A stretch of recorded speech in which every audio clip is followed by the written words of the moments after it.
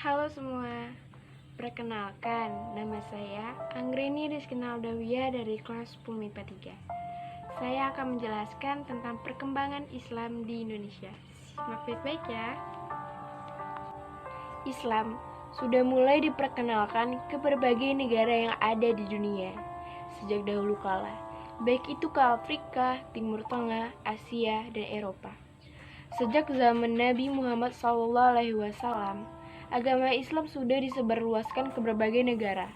Bahkan setelah wafatnya beliau pada 632 Masehi, syiar agama Islam masih terus dilakukan oleh para khalifah dan para pemimpin dinasti Islam lainnya. Islam pertama kali dikenalkan di Indonesia saat dinasti Umayyah mendirikan pangkalan dagang di pantai barat Sumatera. Indonesia yang terkenal akan rempah-rempahnya ramai dikunjungi oleh para pedagang dari berbagai penjuru dunia.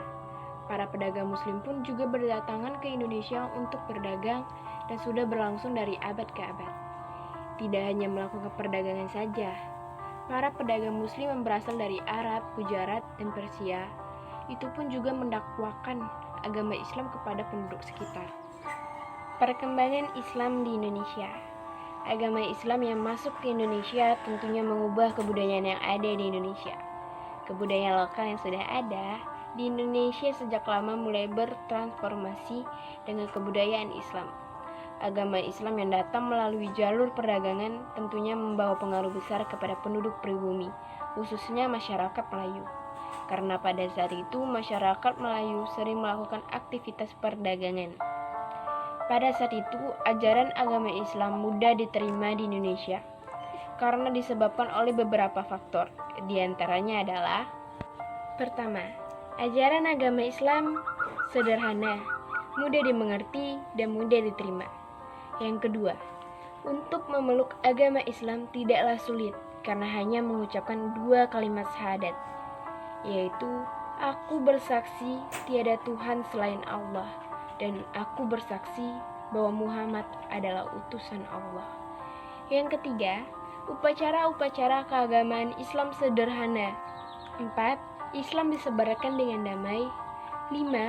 Agama Islam tidak mengenal kasta yang membeda-bedakan masyarakat berdasarkan golongan-golongannya. Islam mengajarkan persamaan hak dan kesetaraan. 6. Runtuhnya kerajaan Majapahit dan kerajaan Sriwijaya menjadi penyebab kuat berkembang pesatnya kerajaan-kerajaan Islam di Indonesia. 7. Islam mengajarkan moral kepada penduduk pribumi. 8. Para pendakwah pandai dalam hal pengobatan penyembuhan sehingga disenangi penduduk pribumi. 9. Mengenalkan dan menyadarkan otoritas sakral di mana para pendakwah membuat teks-teks yang ditulis untuk dipahami dan dihafal. 10. Islam mengajarkan bahwa untuk beribadah dapat dilakukan di mana saja selagi tempat itu suci dan tidak harus selalu menetap di daerah tertentu karena takut tidak dilindungi Tuhan. 11. Kekuasaan politik yang dimiliki pedagang muslim yang mayoritas adalah kalangan atas. 12. Umat Islam dipandang tangguh dalam hal kemiliteran. Tidak hanya sampai pada dakwah yang disebarkan oleh para pendatang muslim dan pedagang muslim saja, tetapi seiring berjalannya waktu kerajaan-kerajaan Islam pun mulai berdiri dan mencapai masa-masa kejayaannya, serta banyak didirikan masjid dan mushola di berbagai tempat sebagai sarana ibadah.